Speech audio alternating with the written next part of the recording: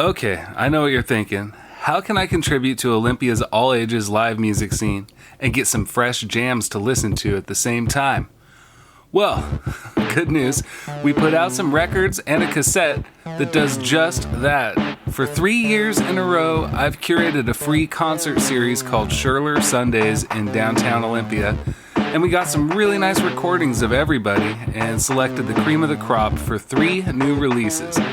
Cheerleader Beer, the album, Volume 1, which features a dozen exclusive recordings from previous low-profile guests including Carl Blau, Doug Marsh, The Gift Machine, Elf Power, Lake, and more. Then there's Cheerleader Beer, the cassette, Volume 1, which is a completely different collection of 19 songs, including the likes of Kicking Giant, Michael Hurley, Gun Outfit, and Lavender Country. And then we've got the super limited set of lathe-cut 7-inch Cheerleader singles available too. All proceeds help to fund Cheerleader Sundays in summer 2025, and you can get yours from cheerleaderbeer.com.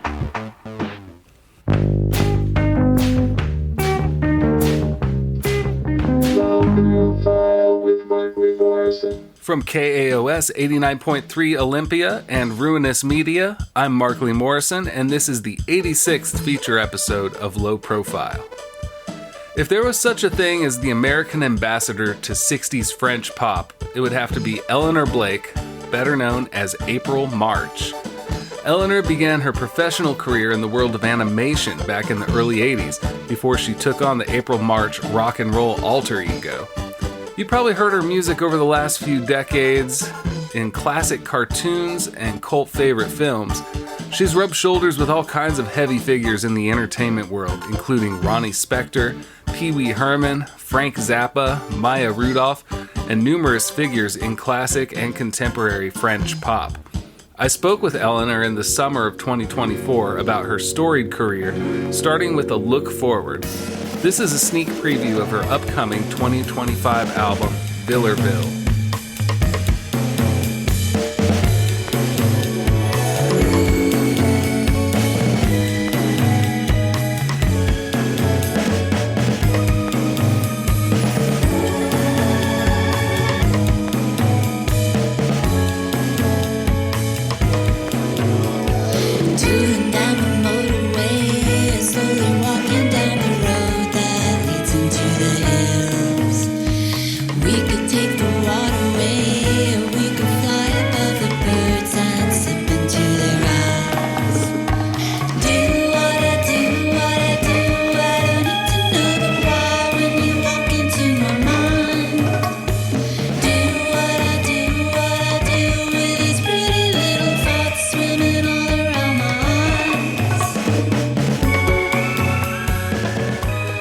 Elinor Blake, April March, thank you for joining me. Thanks for having me.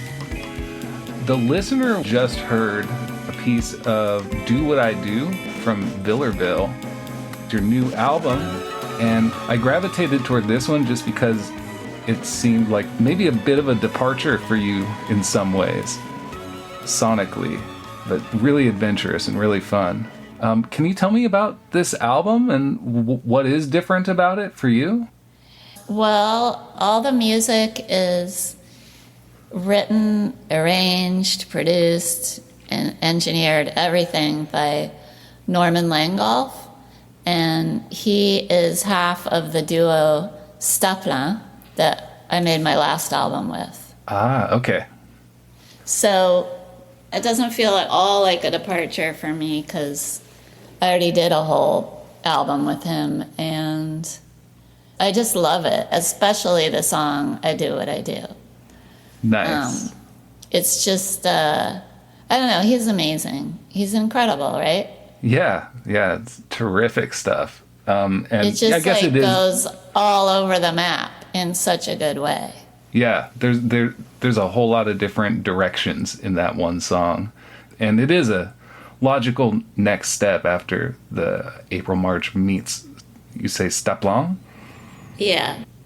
Your career is so varied and you're all over the place. What were you like as a kid?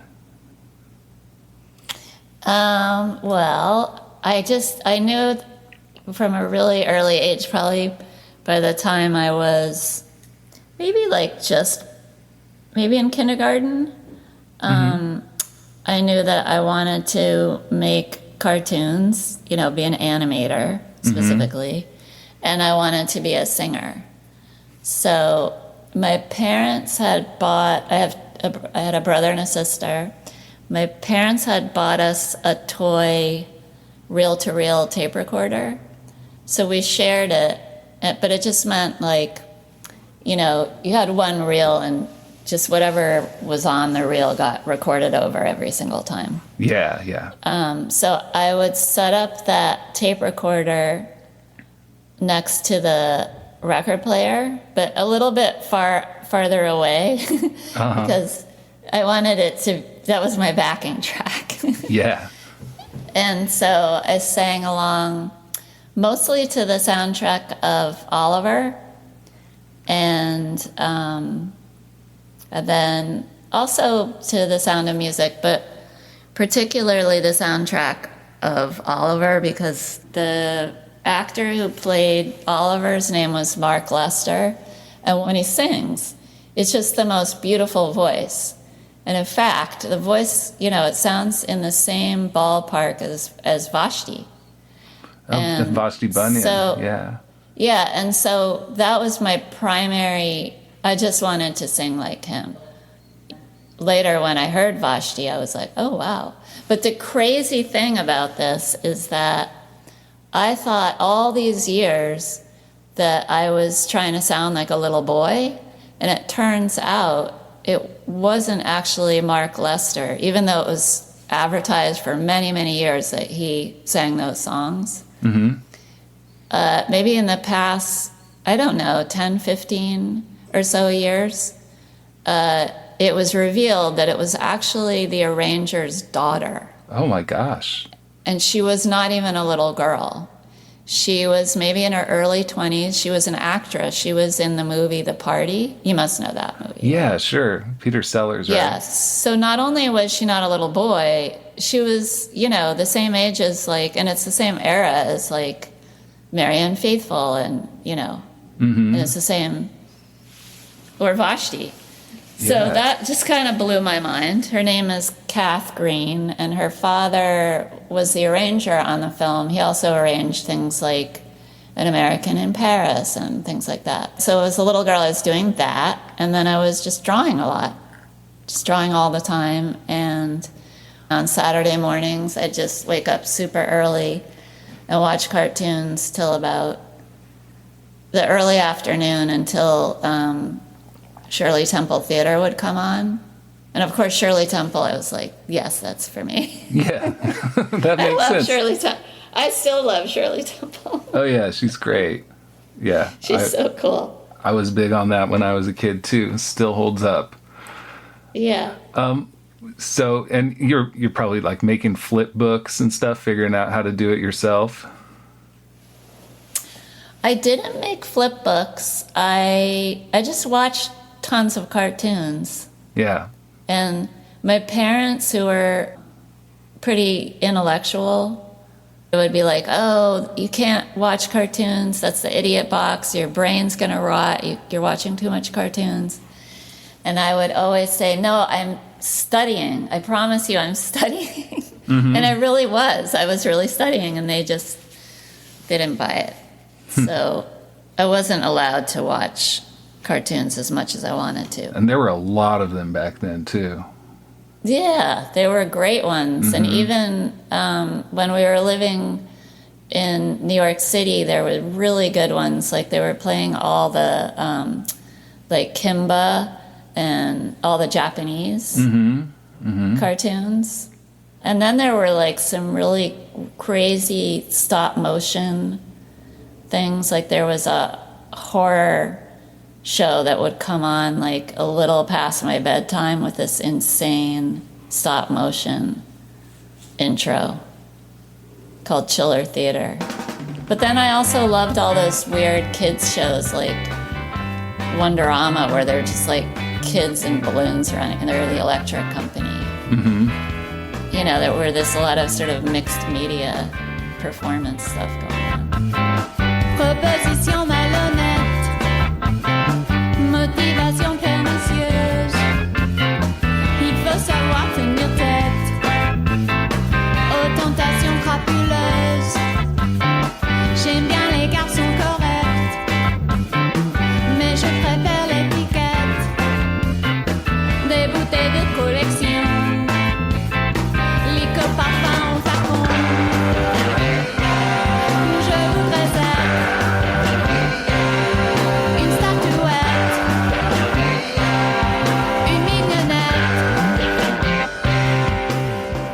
how about the rock and roll bug?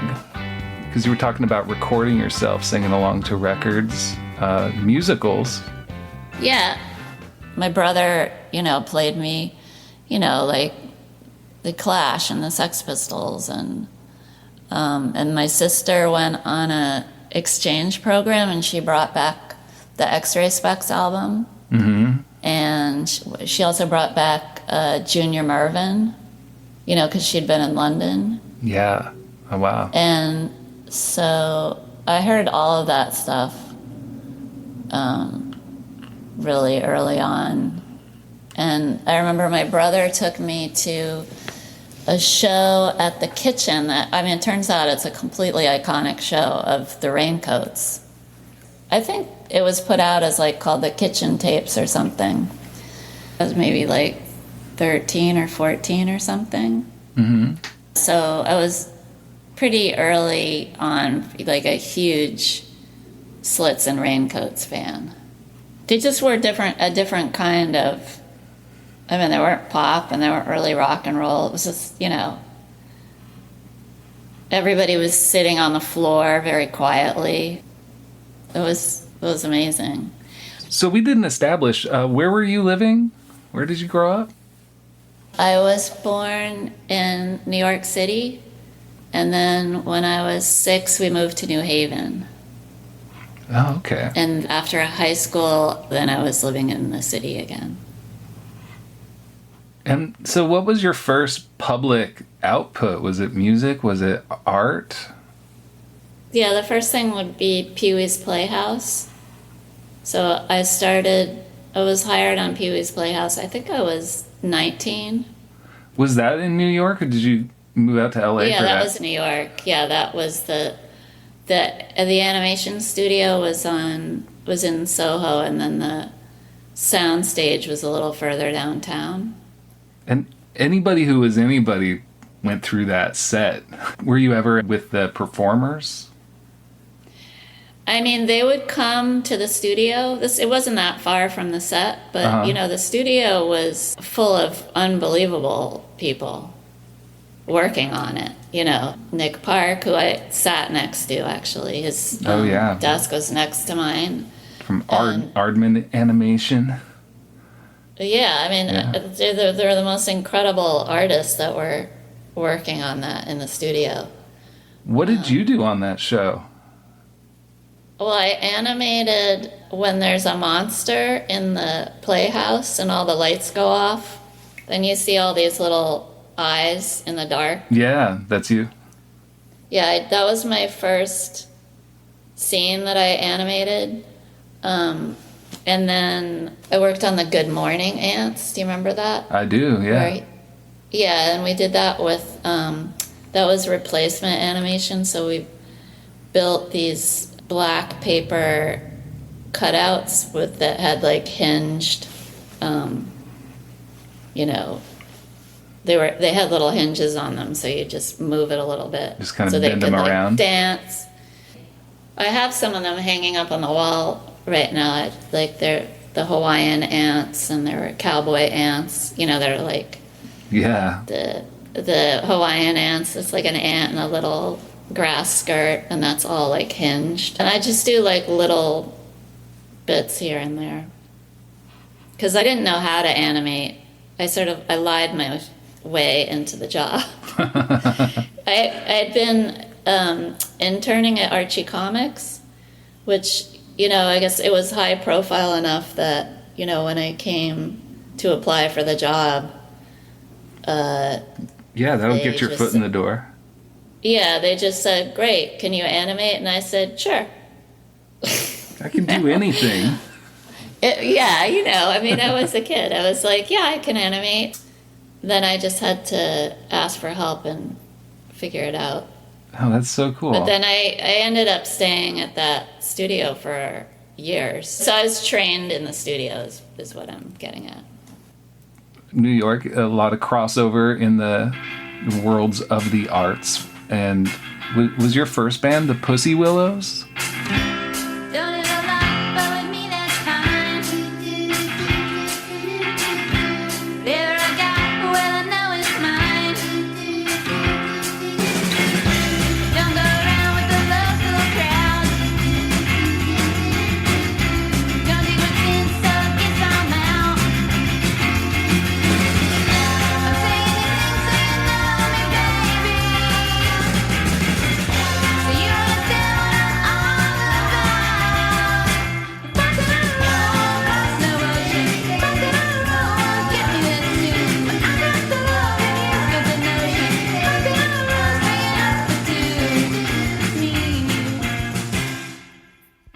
Yeah, the Pussy Willows, I had two friends, Lisa Genio and Lisa Dumbling, and we just like get together and sing.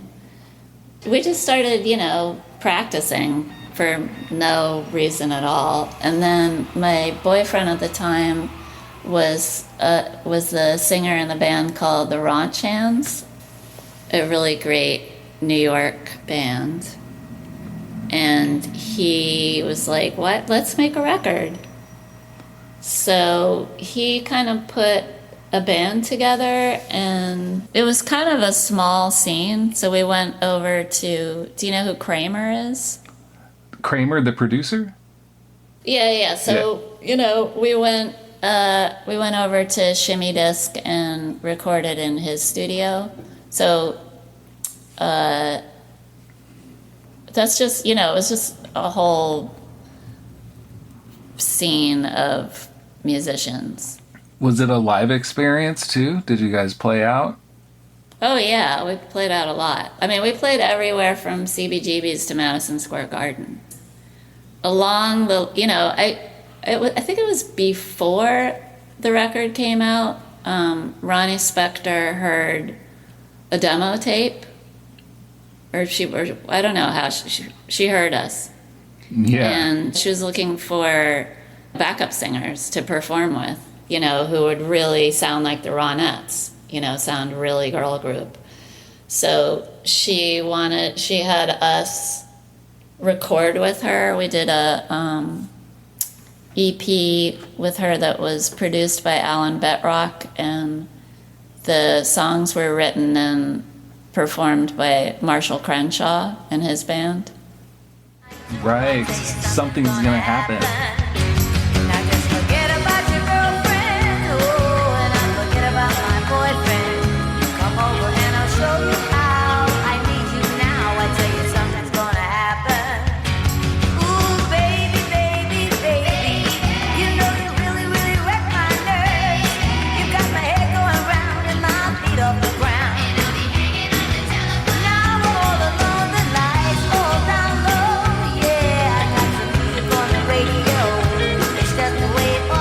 That's the Pussy Willows. If you listen, the backing vocals, it's just the Pussy Willows. She was so happy with that then we ended up doing shows with her. So we played the Village Gate. Those were like Christmas shows, so we did all the sleigh bells, ring-a-ling, ding-dong-ding, and all of those, the Ronettes ones, the Ronettes ones. And then, of course, we did all the Ronettes songs. And then we did, she played a sold-out Madison Square Garden along with Chuck Berry and Bo Diddley. So that was an amazing... Yeah. I mean, that was just incredible because before the show, she took us down like to the canteen, and Bo Diddley was having dinner. He had a nice plate of chicken, and she brought us over, and he said, "Welcome to rock and roll, girls." And it was like, okay, I'm done. At what point in time was this?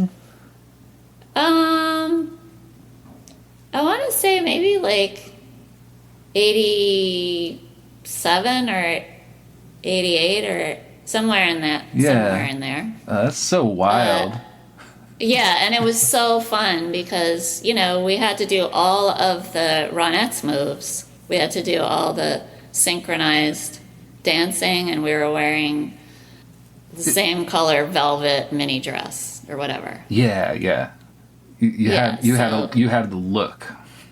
Yeah, we were all in with that. And also Ronnie, I have to say, like, I never met any other musician or artist like her. She was so sweet and generous and just like the loveliest person. Like, for instance, we'd play live and she'd get like the big dressing room with flowers and whatever, I don't know, drinks and candy and just really nice. And then there'd be like a little room for the Pussy Willows with kind of like nothing in it. And she would switch. She would just be like, here, you're going to take that and I'll take that. And man. yes, she was very passionate about singing and performing. It was just like, just this joy for it. She just loved it so much. I've met a lot of different, musicians and singers and performers and stuff, but she was really something else. When did you start the Birds? I was working in an animation studio and we got laid off. There was like a little hiatus. They were like, we don't have any work for you for maybe a month. And so me and another animator decided to start a band because he was sort of babysitting Sonic Youth's rehearsal space. So we just like, well, since we're not working, let's just meet at the rehearsal space every day and start a band. His name was Steve Savitsky, so he was another animator that I worked with. And yeah, so that's what happened. And then, of course, we all ended up going back to work, but then we decided to record. And then I moved to LA because I got a job out there. And I left the Pussy Willows, I moved to LA, and then I guess maybe a year later, the Birds moved out there. We started playing shows in LA, like at Raji's and Al's Bar and stuff. Those places are not around anymore, I don't think. He would break my heart before he said that. Told me from the start before he said that. Told me from the start, little boy, didn't get any far, little boy. He said that. He said that. I got to scream a lot. That was really fun for me. Is that around the same time that you started working on Ren and Stimpy? It was while I was working on Ren and Stimpy. Yeah. In fact, the Birds rehearsed inside the Ren and Stimpy studio. How did you land the Ren and Stimpy gig? I'd been watching the show that John Crispolucci did before Ren and Stimpy was Mighty Mouse. I don't know if you ever watched that, but I it's remember amazing. when that was on, yeah. Yeah. The 80s and Mighty Mouse. Also, he did the Harlem Shuffle video with Ralph Bakshi. It was all, like in New York, the animators were like, what the f***? And then Ren and Stimpy started and we were all like, holy moly. And then I found out that there was an opening on the team. So I went out there and interviewed for it. And by that time, I actually had a lot of experience. I'd been working for like 7 years, and one of those years, I left New York and gone to CalArts to go through the Disney animation program. So I got the job, and I was thrilled, of course. Mm-hmm. My good buddy Eli Moore thinks you might have a story about a lost episode of the show that you wrote that had maybe sort of a Phil Spector type character. Oh, yeah. Oh, yeah. Yeah. Do you want me to tell you about it? Yeah, I'd love to hear about that. Okay. Right before we were fired by Nickelodeon, I don't know if you know that whole story. They just there's thought a we'd gone documentary of out there. Yeah. Yeah, okay. So I wrote an episode where Stimpy joins a girl group. And Phil Spector was a big fan of the show because his twins were watching it. Uh-huh. And he had agreed to play the voice of the producer. And the producer's name on the episode was called Ernie Vulva. So This is like you're getting fired. He was totally down for it. Yeah. Phil Spector had agreed to play the voice. And we had started to write songs. The name of the girl group was called the Cellulettes. So we had We had a song called The Leg Jelly Jump that was written, and let's just pause so the listener can hear that real quick. Recording. I don't have it. Yeah. But we had started using the studio that I was using, which was in Glendale. It's Mark Lynette's studio, where I did all the Chick Habit stuff and the Los Cincos albums, and we were starting to record songs in that studio that were really great. One was Don't Whiz on the Electric Fence, which I think they re-recorded when they fired us, and Sugar Sod Pops. You know, they were those little commercials in between the cartoons. That's wild. Yeah, because, you know, John was an amazing guitar player. So that's him, like the theme. Mm-hmm. And Jim Smith, who was another director, and Chris Riccardi, they were all really good musicians. It's not like they hired musicians to do this stuff. It was all in-house.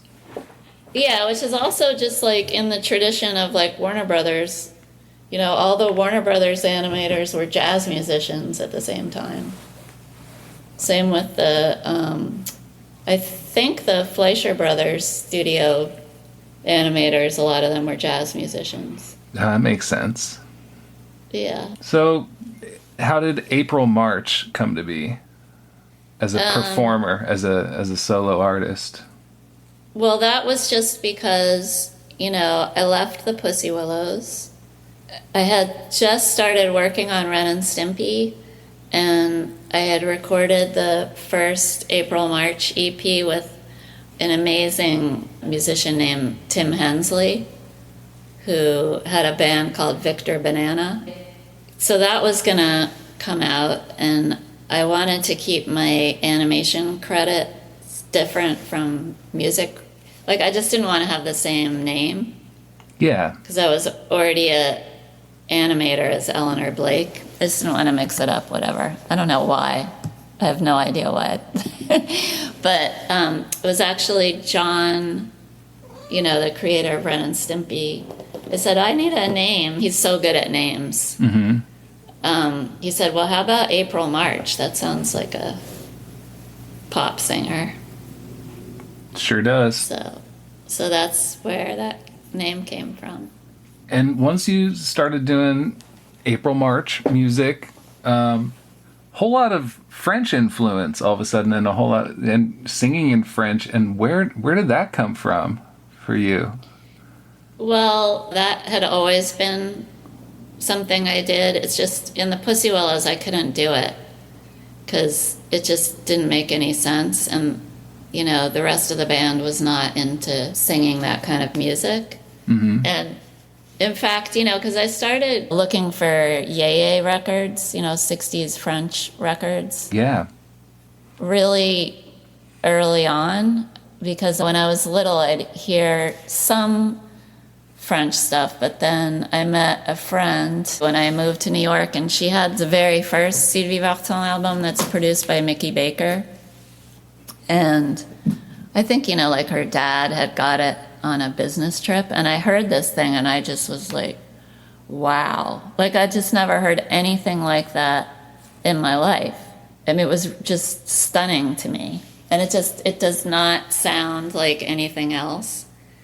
Anytime anyone was playing up in Montreal, I would just hitch a ride in the van, and then I'd go to record stores up there, and you could buy all these records for like nothing.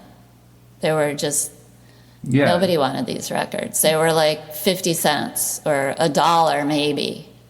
And so when I moved to LA and I, you know, went solo, I was like, okay, I'm doing it. Yeah. And take control of your destiny.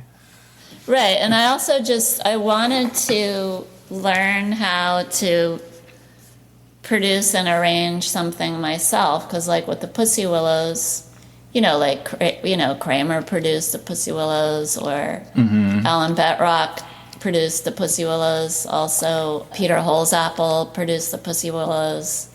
And in all those experiences, I was always sort of wishing I could do it myself and not really knowing how it was all done. Yeah. So I basically just selected my favorite of those Yeye records, and I don't know if dissected them is the word, but I just really tried to do it. Yeah, you're studious. Yeah, I just was kind of meticulous. I called Mickey Baker on the phone. He was living in Toulouse. Mm-hmm. And I asked him about those records. You know, because it was also just like, he's Mickey Baker. It was just so bizarre to have him. Do you know the song Love is Strange? Uh-huh. That's Mickey Okay. Baker. It's Mickey and Sylvia. And then he was in Mickey. Ike Turner's band. Okay. So, he's like this insane, very unique guitar player. Mm-hmm. And I guess he left the States in the, pretty early 60s, of course, because it was not a great place to be African American. And he moved to Paris and he started producing these Yeye records. That's he was wild. working for Vogue Records. He's just this like, super cool guy with dark glasses and he's amazing. You should check out Mickey Baker. I think Yeah, you'd I'm love going to him. do a bit of a deep dive. Yeah, he's incredible. So I called him and just said, what is the story? And, why do these records sound so different from, your R&B records, the American records? And he just kind of laughed and he said, oh, well, that's because the French musicians were drinking wine and eating cheese and the Americans were, drinking Coke and eating hamburgers or whatever. Yeah, it's That's what it comes down to. And then I also called Willie Mitchell and asked him all about recording and engineering and everything. He's the one who did all the Al Green albums and Peebles. Okay. Yeah, and those records are probably the most beautiful sounding Al Green recordings. The drum sound, the strings, everything on it is just beautiful. Did you learn French like in high school, or did you learn it to Yeah, I learned catch it. up I just with learned the it. music you were enjoying? No, it was just, high school French. Uh-huh. But my mom was a Francophile, Yeah. so I grew up with this idea that French things were better than American things, basically. So there was just an interest there. I was a good French student, basically. Hang up the tick, have it, hang it up, daddy, yo-yo, be alone in a quick. Hang up the tick, have it, hang it up, daddy, yo-yo, never get another fix. I'm telling you it's not a trick, pay attention, don't be thick, or you're liable to get licked.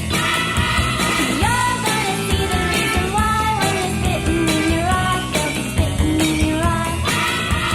You're gonna And so Chick Habit, of course, is a France Gall song. Mm-hmm. And then you put that on your album.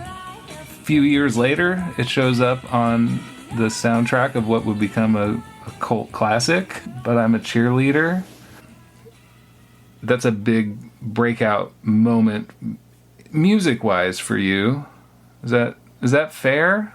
I don't think anybody paid any attention to any of that when it came out. The only person that paid attention to it was this composer named Bertrand Burla, and he heard it and he was like, wow, why? Well, first of all, he's like, why are you doing this? Uh-huh. Just because it was so kind of unheard of for an American to be interested in these records, really. Yeah. And even at the time in France, like the French weren't interested in these records. So then, so he invited me to do a record with him. And we did 2 records. We did Chrominance Decoder, and then we did Triggers. So that was like the early 90s.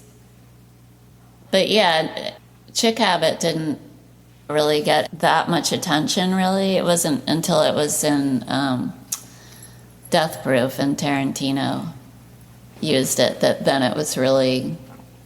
That's a significant bump. Yeah. Yeah. My older son, who's an actor, was in a musical theater company in the city. Mm-hmm. And the director's wife told me that in high school, Chick Habit was like this sort of LGBTQ anthem. And I was like, wow, really?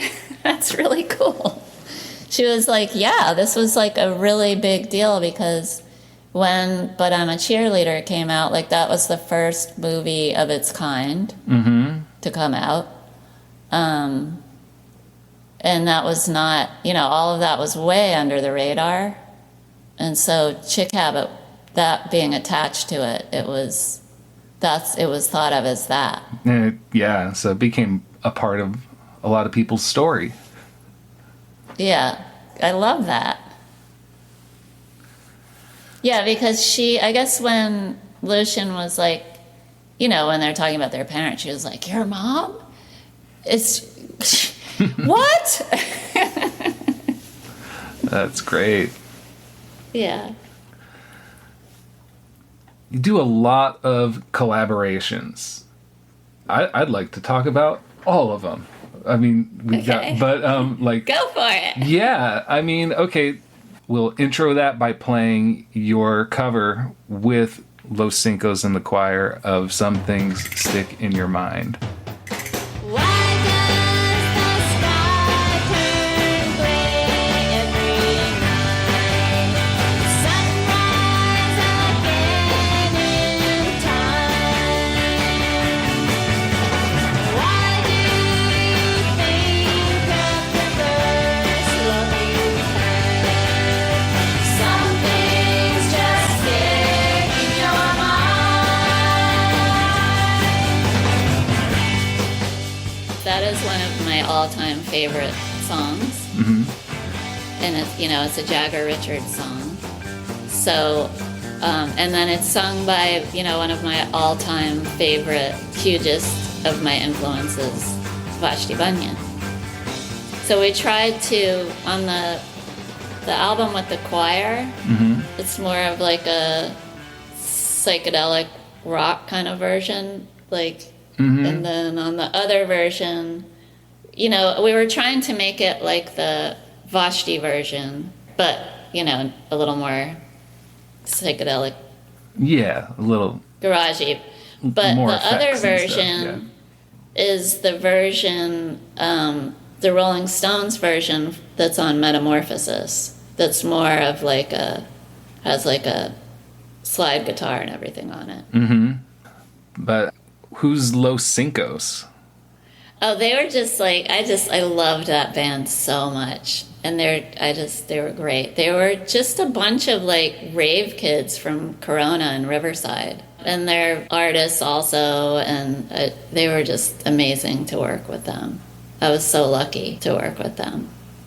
And that just came about through Long Gone John of Sympathy Records, Sympathy for the Record Industry.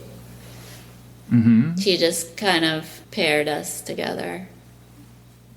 That's great, yeah. Just make a quick sandwich here. Yeah. Nice.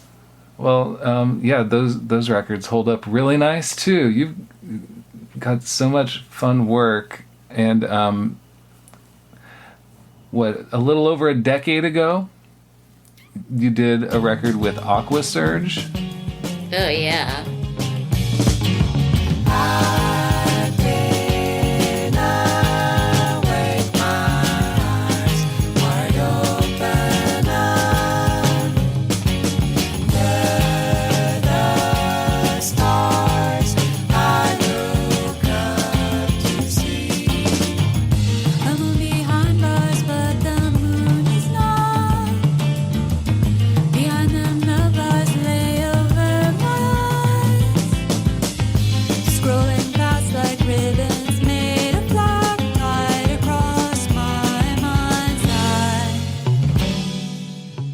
that recorded in France?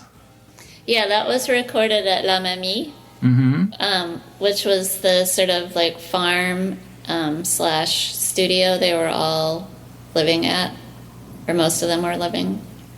And yeah, that's an amazing band. I mean, I think that's the best French band of today.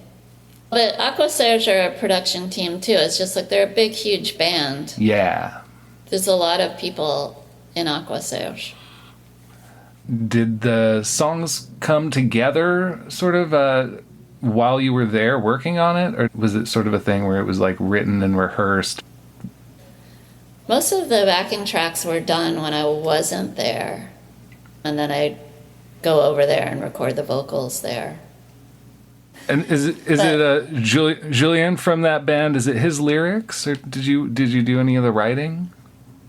I did all the lyrics except for Julien wrote "How Was Your Day," which he sings, and then the lyrics for "Des Tic et des Tocs" were written by Benji. Benji helped me on the lyrics for Pourquoi Parce que, but the rest of them I wrote. You're such a strong writer, and I don't know how you do. Thanks. You do so much. I didn't realize that you were also writing scripts back in the day. Are you still animating? Are you still working that way? No, I'm not animating anymore because I'm like old school, with a pencil, and that's just not done really anymore. It's not fast enough for them, or? Well, it's just too expensive, right? Because you need like a camera department and it's the whole. It's just. People do it, and then they're the camera department, but that takes a lot of. It's a lot of labor. Well, it's just technologically, I can't. I don't have that kind of brain. Like I did. There was a point where John Kay was trying to train me to be able to work on a tablet.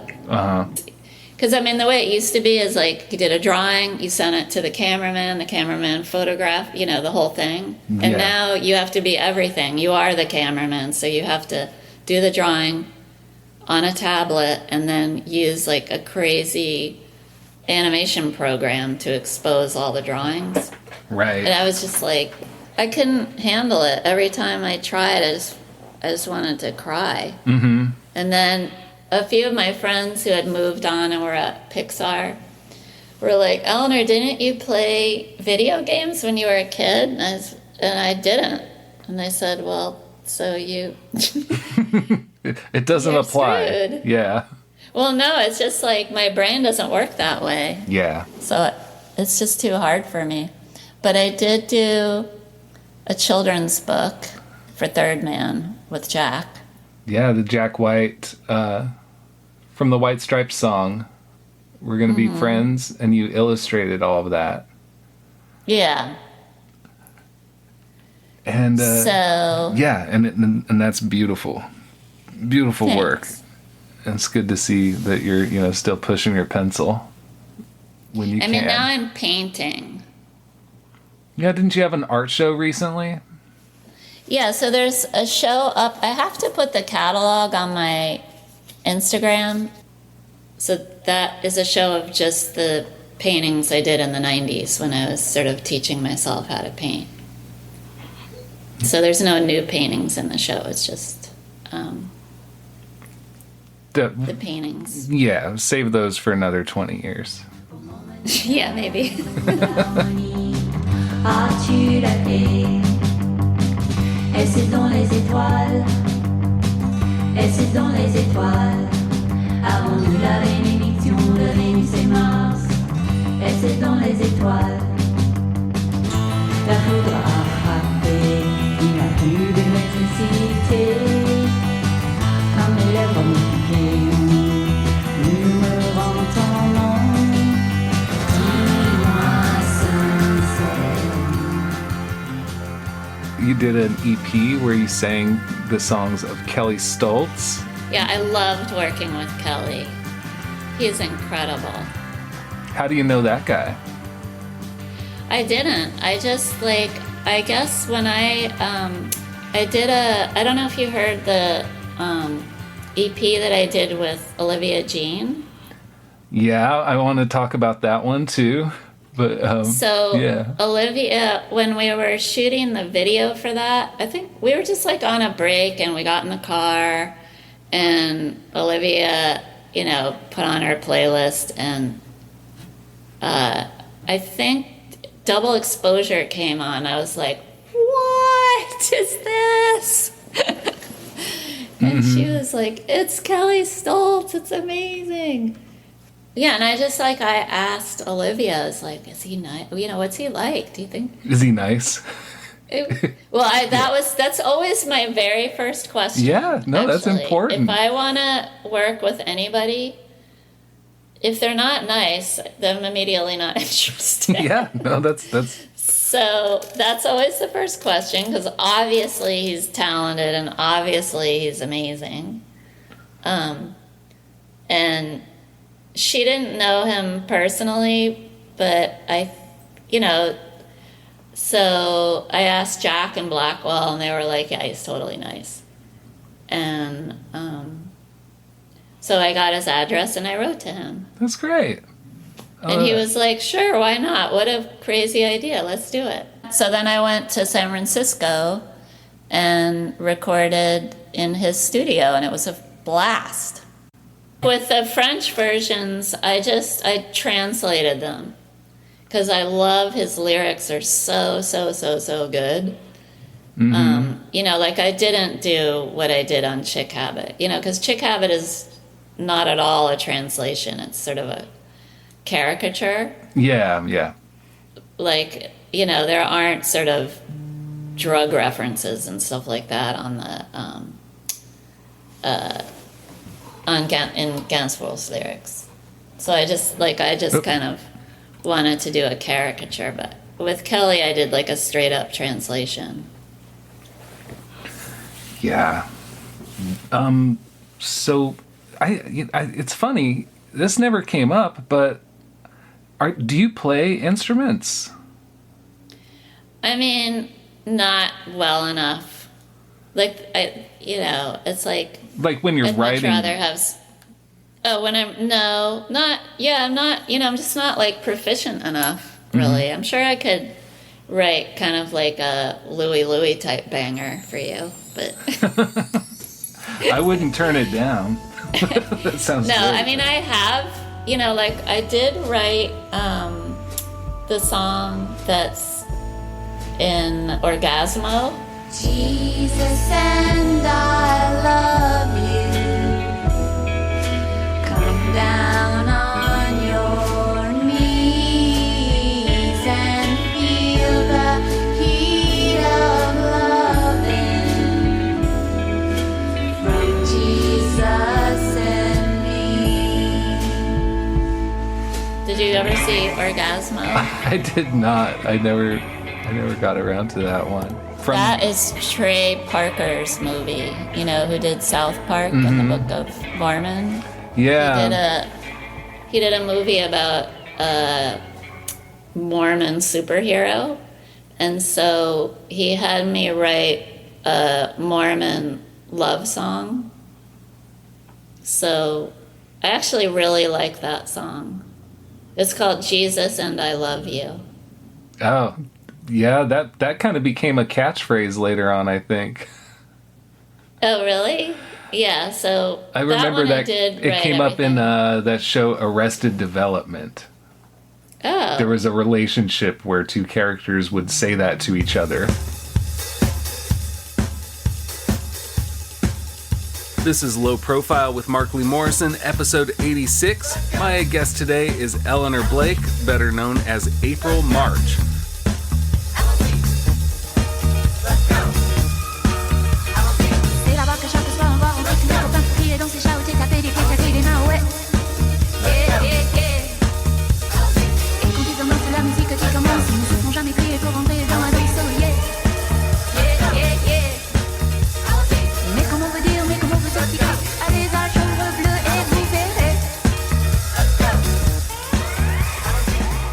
I really enjoyed Allons-y that you did with Olivia good. Jean. Man, how the hell do you sing that fast? Well, with a little bit of help from the tape machine being sped up being slowed down just a tiny bit. Okay, yeah. Little peek behind the curtain. Yeah, I mean, it's still really hard. It was still really hard to sing, even because you can't slow it down that much, because then it just sounds like Mickey Mouse. But you know, I mean, this is another little secret, but Chick Habit, I didn't feel like it was grooving enough, so I sped the tape up. The whole song? The whole song, we just sped it up. Nice. Because it just wasn't grooving. Yeah, sometimes. Which is not... Sorry, go ahead. Oh, yeah, no, sometimes that's just a little bit of magic, messing with the tape speed. Yeah. But with Olivia Jean, like, we did not... It had such a, like, wicked groove to it. Because the musicians... You know, those musicians are amazing. Anything else we should know about Villerville? And maybe if you have any reflections on that album as a whole, I'd be curious to hear about it. It was recorded in Villerville, which is a little teeny tiny village on the coast, on the beach in Normandy. I mean, it's like, you know, super tiny. So there's nothing going on. There's not even, and we did it like in, let's see, October and January, so it was pretty shut down.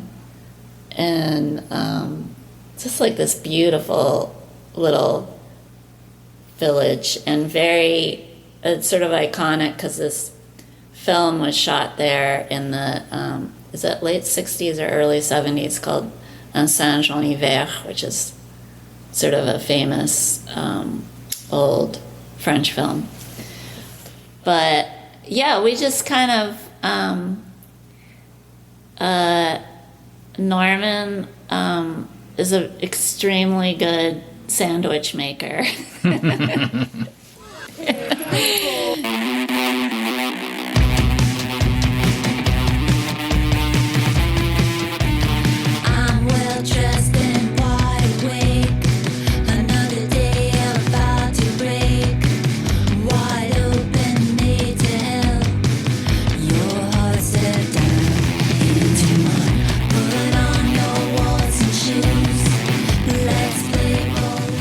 So, you know, we just had a great time recording. It's such a pleasure to sing these songs, and